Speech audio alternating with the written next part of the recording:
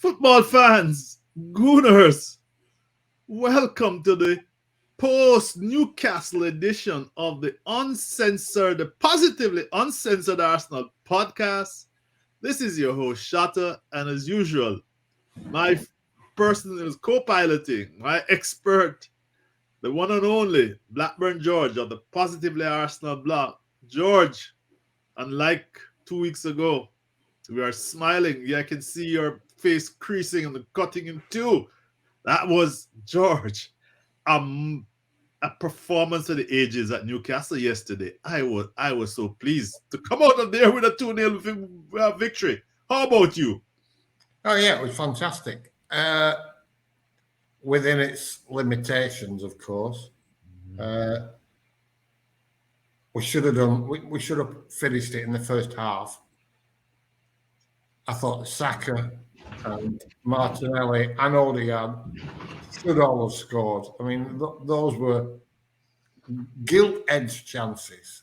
And on 3 occasions, we kicked the ball at the goalkeeper.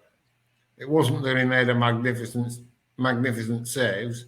They kicked the ball at him. You know, Ramsdale made some great saves. Yes. But if you kick the ball at the goalkeeper, that's not a great save. It's not. Yeah.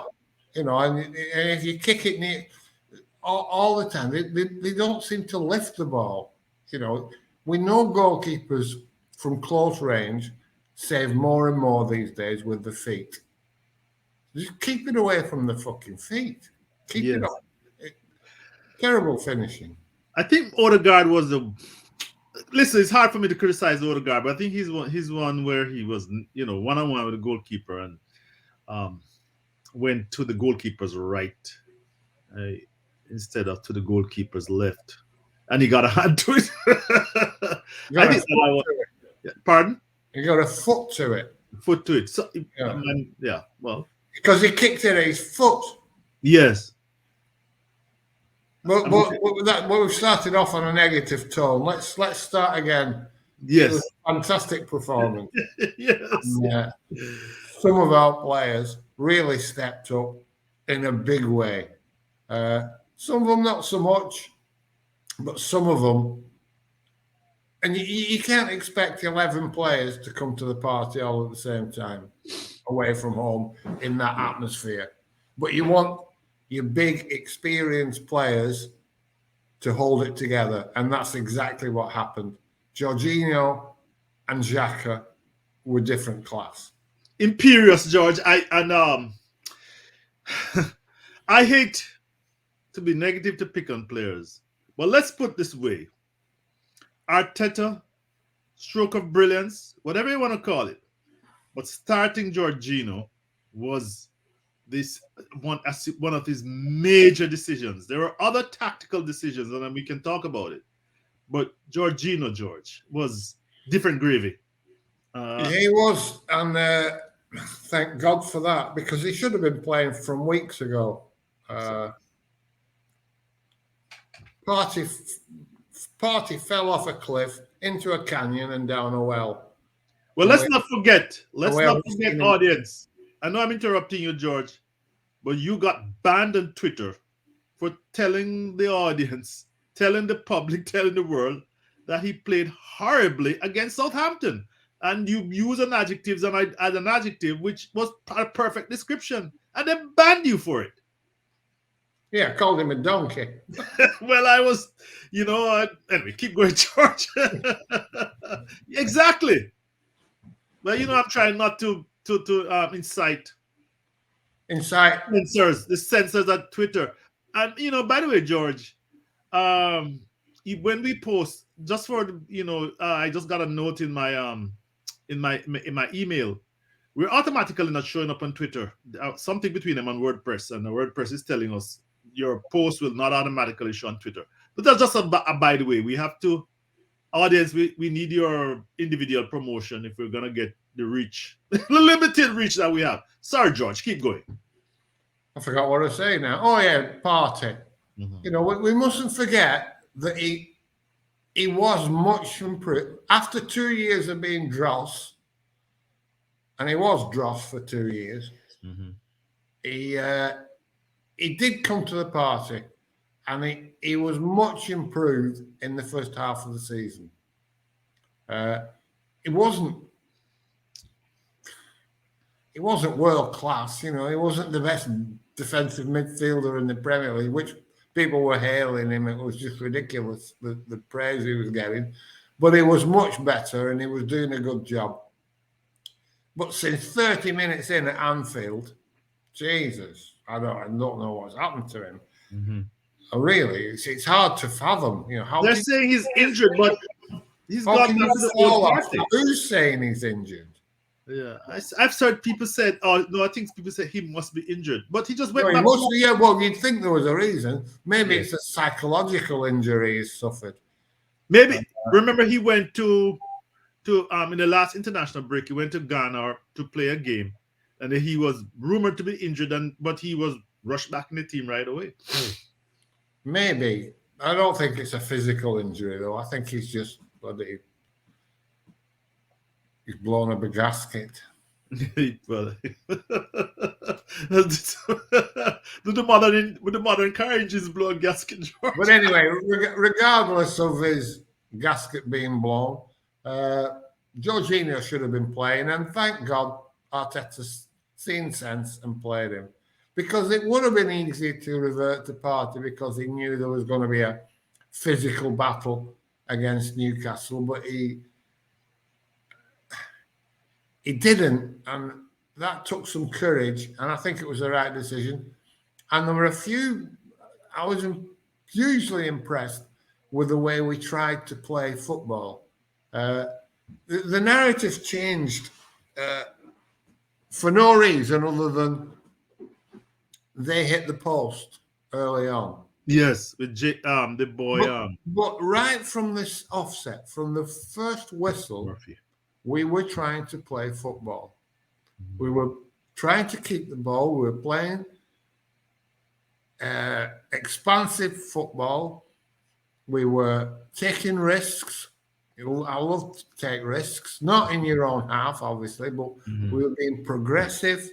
We were trying to move the ball quickly and forward, and we were sticking to the principles that's got us where we are in the league this season. And that was impressive in itself, you know, because it would have been easy to go there and try and shut up shop and weather the storm for the first 20 minutes, you know, like they tell you to do, quiet the crowd and all the rest of it. But despite the fact that Newcastle came at us hell for leather, we were trying to play football. Mm-hmm. And Odegaard stepped up and banged the ball in from 35 yards. Yes. And that just knocked the wind out of everybody's sails, apart from ours. I mean, I was having a drink of tea at the time, and I spit my tea when I saw that go in. Because I knew the commentators on my feed were going to have a fucking meltdown, you know, right? Because they were going to. They've been teeing it up to say how we weren't going to withstand this barrage and we were going to collapse and they couldn't cope with the atmosphere. And Odegaard just said, put that in your pipe and fucking smoke it. Well, you know, George, my thought, and we can discuss this, but they came at us at the start, just like Bournemouth and others, you know, like a ton of bricks, because everybody figures that we're vulnerable, I guess, in the initial minutes. But my overall impression was that this is not last year we would have lost this game with ease. Remember after in the run-in last year, after we lost to Tottenham, we went up there and we lost. Well, I think it was it up there? Or probably no, I think it was at home. No, and we lost. Yeah, we lost. And yeah, because they were so physical, George. I mean, they clattered us, they clouted us, they used their elbows, and yet we stood up and we played football. Yeah, we did. And we suckered them as well, because we used the tactics that they used against us when they came to our place. You know, we did waste time. We did. Yes. We did I try. love that from the very first. We did try and fucking win fouls. Yes. But we should have tried to win fouls because I've never seen anything like it. For as good as our performance was, Kavanagh's performance as referee was bad.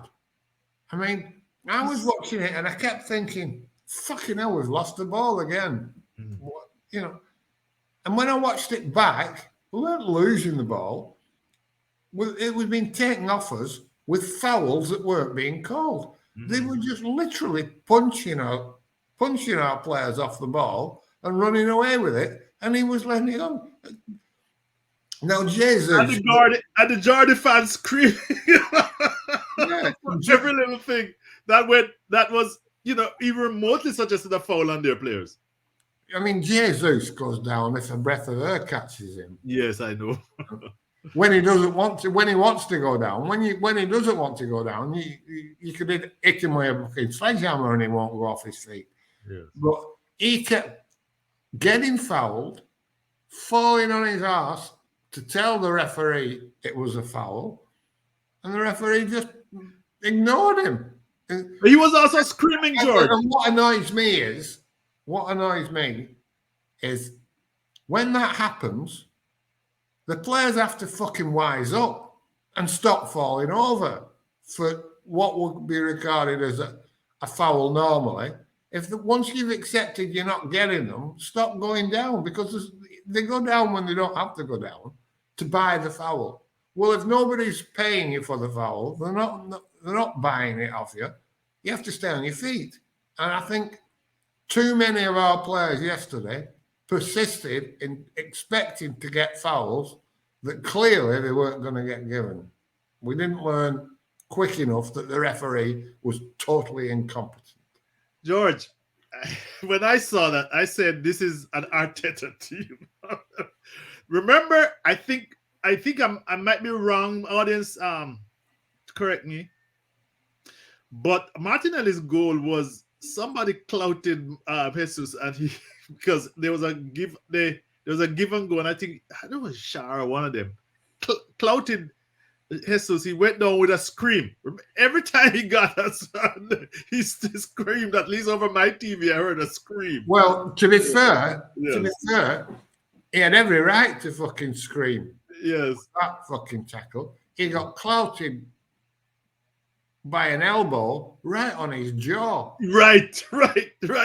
And it was full force. Now, it didn't swing the elbow. Sure. But it was worse because it was his whole body behind the elbow. Right. You think, it's not as bad. It's a little flick of the elbow. I'm telling you now, isn't as bad as diving into somebody with your full body weight and the elbow not moving. Yes. It was disgraceful that it wasn't. But when Martinelli scored, they tried to knock Jesus off his feet. And for once, he didn't go down.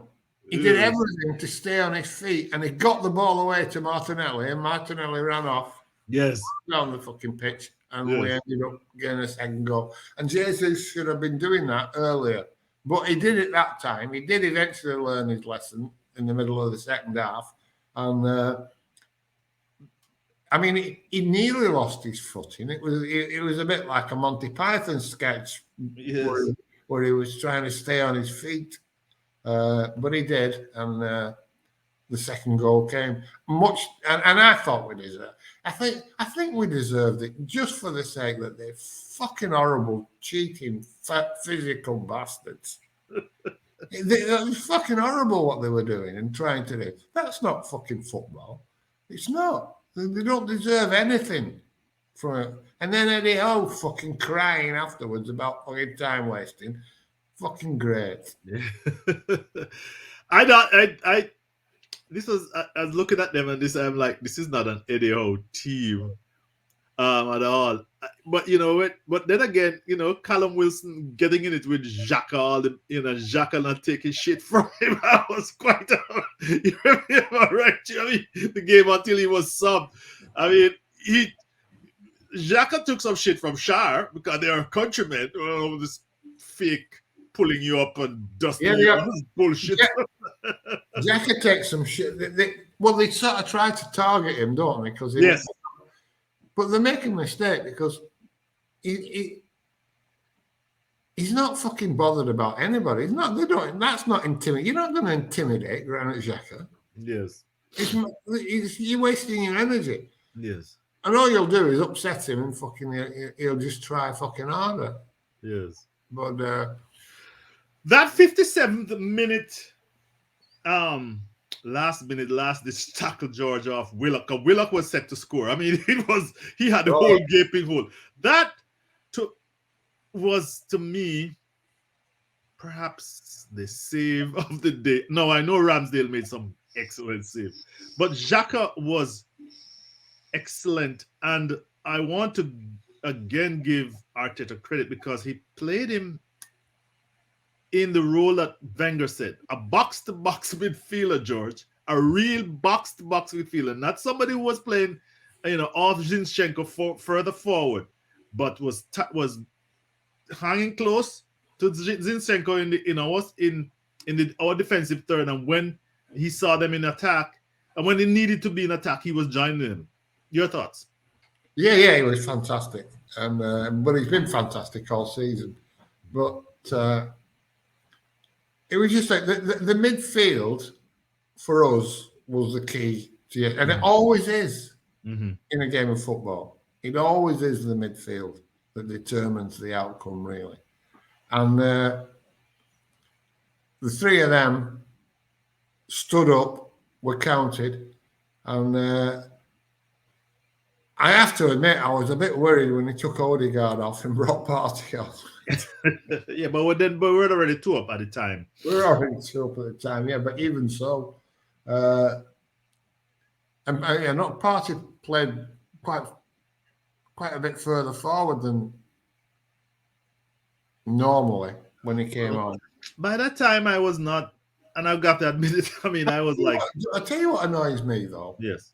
About substitutions. You bring a substitute on with 10, 15 minutes to go. And for me, the primary job of that fucking guy, especially if it's a forward, should be to chase the fucking ball. Yes, put the other ready tired defense under pressure. Yeah. But Eddie came on and Trossard came on, and they were sort of ambling about most of the time.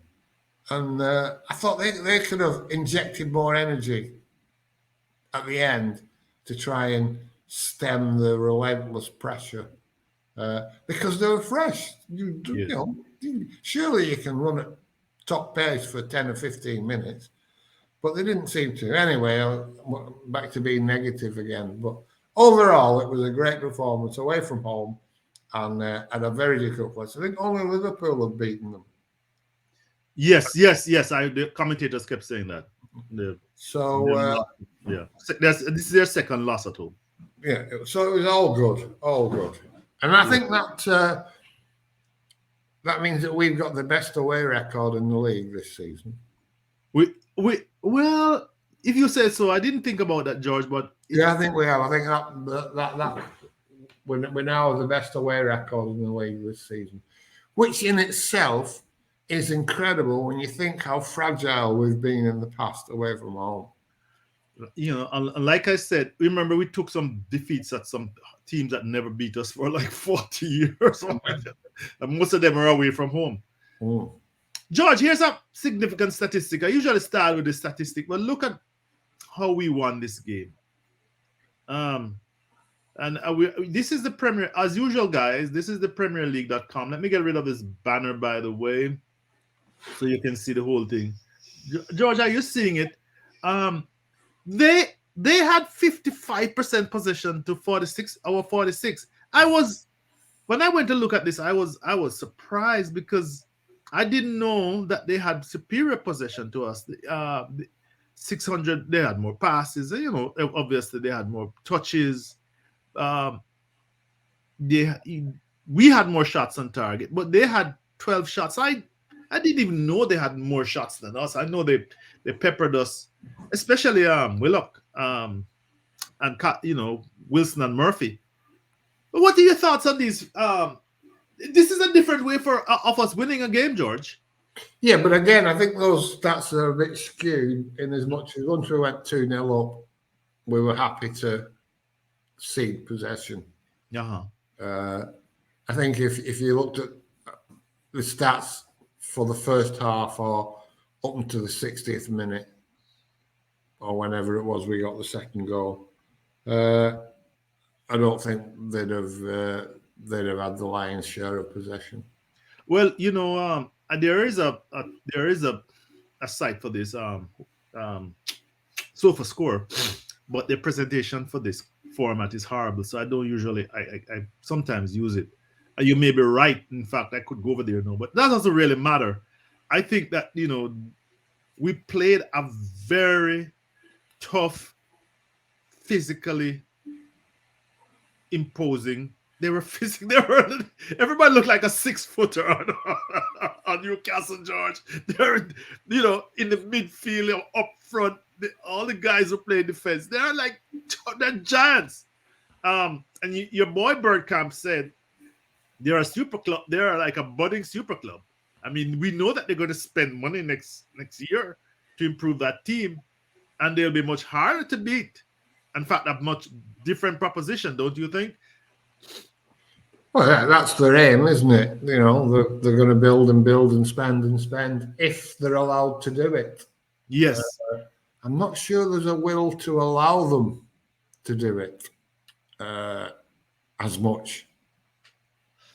I don't even know what's the thinking of the Premier League, but no, and first of all, Saudi Arabians can. I think we'll see them tighten up on spending from them. Are you thinking that the millionaires in the league are saying, "Hey, this has gone too far"? Yeah, I think the other clubs are not having it. There's more and more of the traditional super clubs, big clubs. Their position has been threatened by these upstarts, and I don't think they like it. And I think their influence is probably enough to sway the balance and not allow them to do a Manchester City and have 130 breaches of fucking rules to win the Premier League. That's why I said the other non-petro clubs, should be worried, because Saudi Arabia is willing to spend 400 million a year on a spent, what's his name from Argentina, Lionel Messi. That's apart from the 300 million that they're giving. What's his name from Portugal? So Ronaldo. Yeah, Ronaldo. So they have the money, and if they are allowed to, they'll splurge it. Oh, they'll spend. The money isn't the problem. Finding a way to circumvent the rules is the problem for them. That's the only problem. Manchester City thought they'd done it, but they might not have, because they're being charged 115 cases, is it? 115 charges to answer. And I don't think there's a will to allow it to happen again. And we'll see. But that's my personal opinion. I think it's reached a point where enough is enough. Greed is a powerful thing, George. But yeah, I see that there's a push back against from what I've been reading. And by the way, George, on that subject was crossing my mind, filtering my mind, and people who listen to me sometimes, these things come in my mind and disappear. But you were commenting on something on Twitter. Somebody was comparing top spenders, and it was Sky Sport News. Did a graphic, 2 years of data saying, well, and it excluded Manchester City and had us amongst the big spenders. And I was like, what? This is how you misleading statistics. And you made the comment, and I joined it, because if you did a 10-year stretch, Manchester City was way in front of everybody else in terms of spending. Your thoughts? Yeah, my point is that because of inflation, rampant inflation this last 2 or 3 years, net spends don't tell you much at all. The only way to assess it now is to look at the cost of the squad, inflation adjusted. How much would Manchester City's squad have cost them? What they paid if we'd adjusted the figures now? Mm-hmm. You know, like I don't know, 50 million for John Stones. But that was what? How long ago? 6, 7 years ago? Yeah. Adjust that, it's probably 100 million now. But if they got that spending in 10 years ago, like 7 years ago, so that's not counting. And then there's the wages. We know that wages are the biggest determining factor on how successful a squad is. Yes. And we've no idea what Manchester City's wages are because they're paying them from outside sources. Right. And it's look at Haaland. I mean, he's on about £800,000 a fucking week, and he probably deserves it, George. You can't say that that's a normal fucking wage, and it's within. You know, it doesn't affect the. We only paid 60 million for Haaland. Yeah, because of the release clause, but it cost you £800,000 a fucking week. Nobody else could have done that. Right. Not unless they, of course, unless they had a project. Whatever that is. And by the way, I hear it was again on Twitters, and they were saying we're trying to get a midfielder, and he would be £80 million. That's like Rice. Yeah, and some other guy, well, he's only £70 million. I was like, come on, give me. Well, no, it's gone up now. 120 million plus add-ons. See what I mean? Is what they're talking about for Declan Rice. For Declan Rice. To George, I don't think he's as good as Jorginho, even though Jorginho is aging, but he doesn't have the all-round ability of Jorginho. Jorginho can pass. You see, you'll have people screaming at the fucking telephones now watching this saying, don't be ridiculous, he's fucking much better than Jorginho. I tell you what, I'll bet my house that he never comes third in the Ballon d'Or. That's what I'm saying.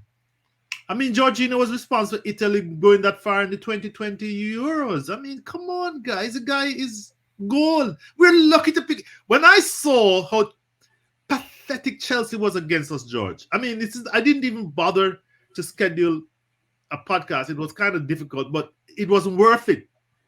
I'm like, Kovacic? What is Kovacic compared to Jorginho? He's horrible. Maybe I'm looking at a small data set, but the guy is mint, and we were, I give the management credit for saying this is a player that they had surplus to Chelsea's requirement. But look at the state of Chelsea. Have they won a game since? Have they won a game since he left? Yes. Credit to them for buying him, but less so for not playing him enough. Yeah. Yes, and this is when you go by, Well, put it this way, George. We have this, and I said I would put it this way. We have this stereotype of the big D, M, and the D we can use from your lexicon, right? He preferably black, preferably from Africa, or one of these migrants. We have this stereotype, and some of our most successful Arsene Wenger proved it. Arteta was one of our better defensive-minded midfielders. Maybe he wasn't as physical, but he was as smart as a button. Yeah, he was more Jorginho than Gilberto, wasn't he? Right.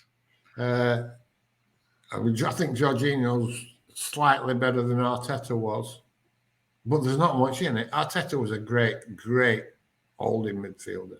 Problem was Arteta's speed. Of course, everybody's able to cover speed when he lost the ball. That was a problem, right? And it's the same problem with Jorginho. Correct.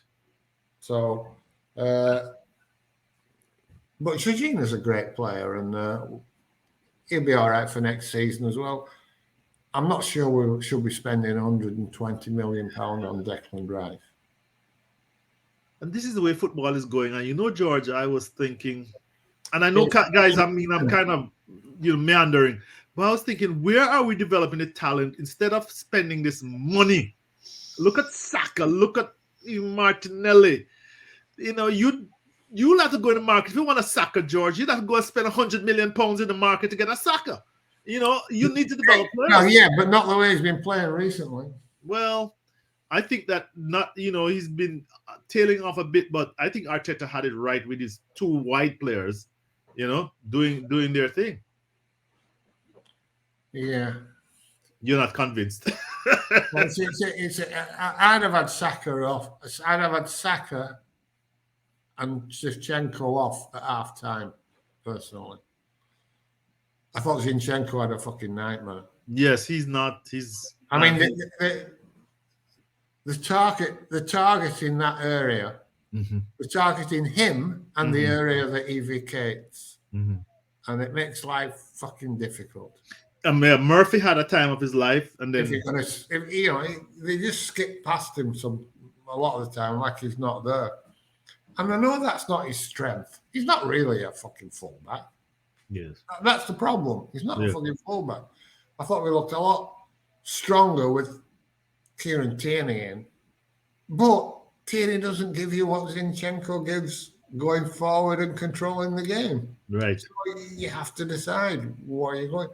It just makes it difficult because when he goes into midfield, it becomes a back three. Right. And that puts a lot of pressure on our three defenders. And if Gabriel, if one of them isn't on scratch, then we struggle. And I think we have struggled since we lost Saliba. Because Rob Holding's fine in the 4. But in a 3, high up the field, not so much. And we have suffered from that. But Saliba's outstanding in that. And that's another worry. What, has he got 12 months on his contract? Yeah, and then they're on Twitter speculating that he put a gym in his house and that means he's staying. Listen, guys, he can put 2 gyms inside there and get rid of the I'm not gonna, that doesn't say much for itself. I hope it stays, I really do. But fucking hell. I mean, if Declan Rice is worth 120 million, how much is Saliba worth? Well, Declan Rice has the English premium. Oh, yes, he does. But regardless, it still puts him right up there, doesn't it? Yes. And if we don't sign, surely we have to sell him. Oh, yes, absolutely. Let's not do what we did with a couple of players. Some of we kept them and we got no more. I mean, it was just a horrible thought having to sell him. It really is. But if he's not going to put his name on the paper. Arteta is the kind of guy, and this management is the kind of management that doesn't want to sell especially good players. But anyway, when we cross that bridge and we get there, George, at the end of the day, audience, of the Arsenal players, who was your man of the match? George, I'm throwing it out to you. Who was on the Arsenal side of the ledger was the most valuable player in this game? Jorginho.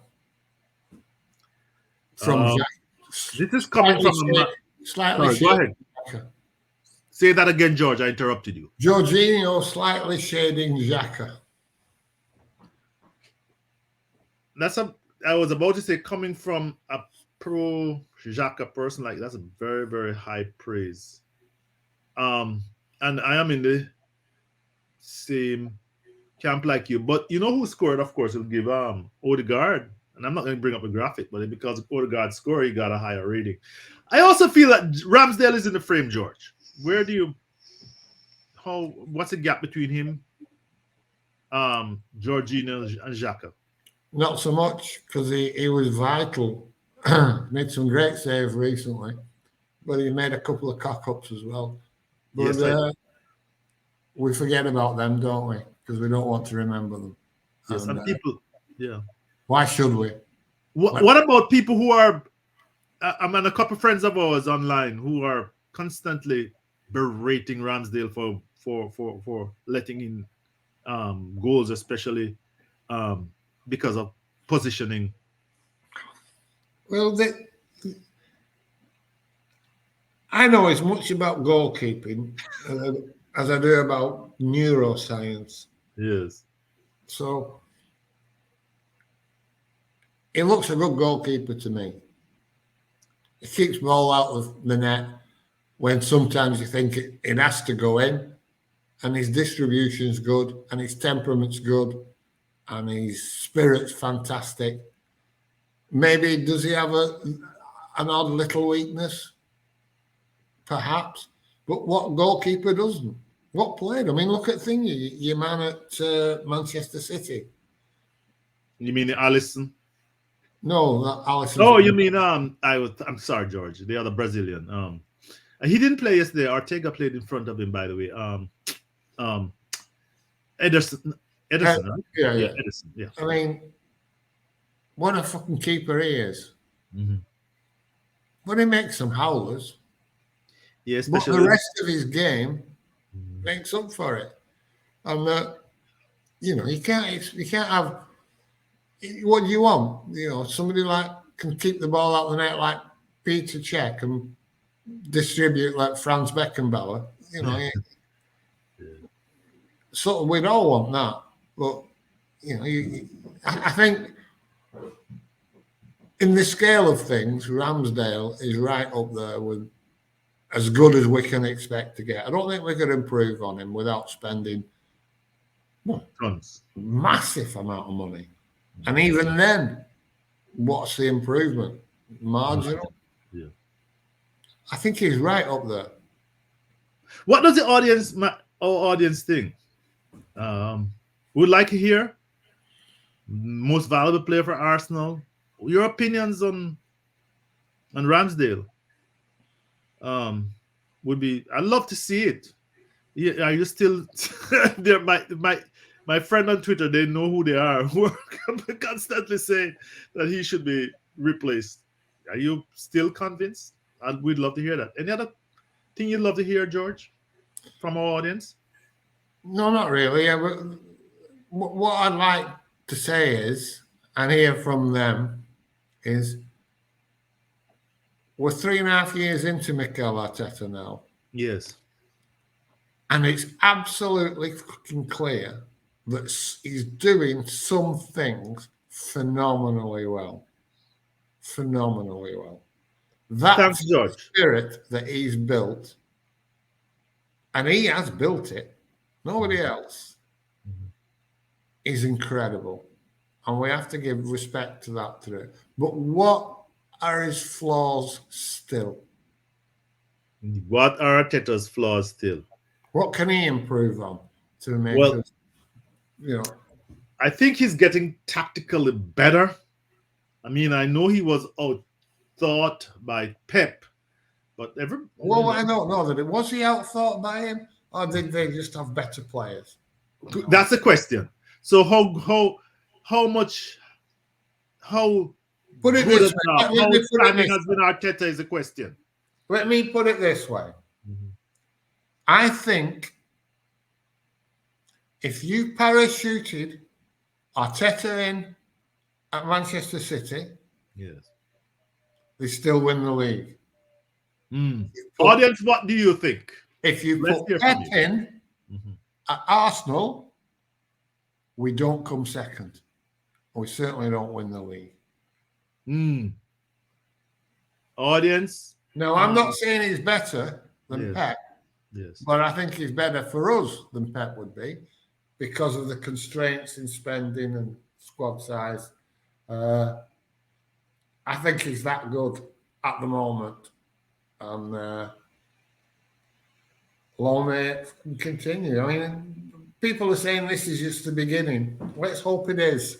let's hope that we keep improving and we keep backing Arteta, both as fans and the ownership, and we're allowed to build. But it'll be so. I mean, Manchester City just keep rolling. They're like Old Man River, aren't they? They just keep rolling along. Yeah. They beat Leeds yesterday. West Ham, they dismantled. But not just this season, next year, the year after that. Because they'll just keep cherry picking the best players in the world and adding them to the best squad in the world. Well, George, let's see if people think, what are people's thoughts on the immediate game and on the future. I want to wrap this up and thank you, George, as usual, for your insightful comments. None of us are experts, we're just as fans trying to support the team and be reasonable and mature about it. Thanks a lot, my friend. All right. See you later. See you next week. Yes, sure, we will. Bye. Bye.